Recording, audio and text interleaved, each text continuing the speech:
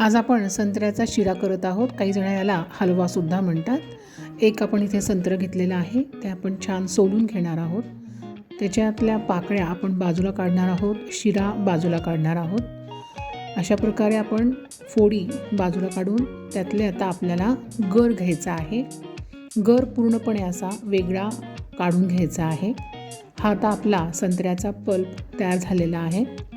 आता आपण हा पल्प कढईमध्ये परतून घेणार आहोत. गॅस ऑन केलेला आहे.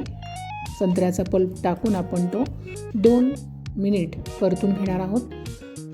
पाऊण वाटी त्याच्यात आपल्याला साखर टाकायची आहे. 1 वाटी कोमट पाणी टाकणार आहोत. आता या पाण्याला उकळी आली की आपण गॅस बंद करणार आहोत. 1 चमचा इलायची पूड टाकलेली आहे. आता आपण हे मिश्रण वेगळ्या भांड्यात काढून ठेवणार आहोत. आता याच कढईमध्ये आपल्याला 3 चमचे साजूक तूप घ्यायचे आहे. इथे तुम्ही म्हशीचं तूप वापरलं तरी चालेल. इथे मी रवा भाजून घेतलेला आहे.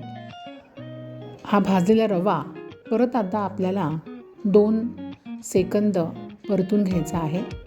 आता आपण त्याच्यात बेदाणे टाकत आहोत. आवडीप्रमाणे ड्रायफ्रूट्स टाकत आहोत.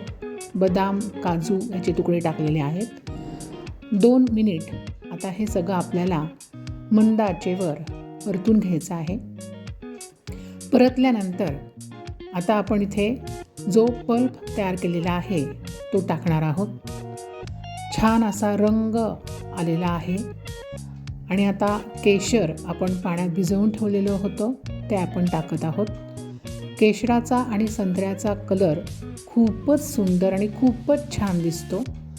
आता तुम्ही बघू शकताय आपला आता घट्ट झालेला आहे शिरा. थोडंसं पाणी कमी वाटते म्हणून मी अर्धा वाटी पाणी इथे टाकून परत व्यवस्थित मिश्रण एकजीव करून इथं झाकून ठेवणार आहे.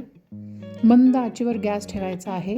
2 मिनिटानंतर आता आपण बघत आहोत आपला संत्र्याचा हलवा किंवा संत्र्याचा शिरा किती सुंदर झालेला आहे. आणि तुम्ही बघताय की संत्र्याचे जे तुकडे आहेत, जो पल्प आहे तो आपण तसाच ठेवलेला आहे, मिक्सरवरनं काढून घेतलेला नाही आहे. त्यामुळे आपल्याला खाताना संत्र्याचे छोटे छोटे पीस तोंडात लागतात, दातात लागतात आणि त्याची चव वेगळीच लागते.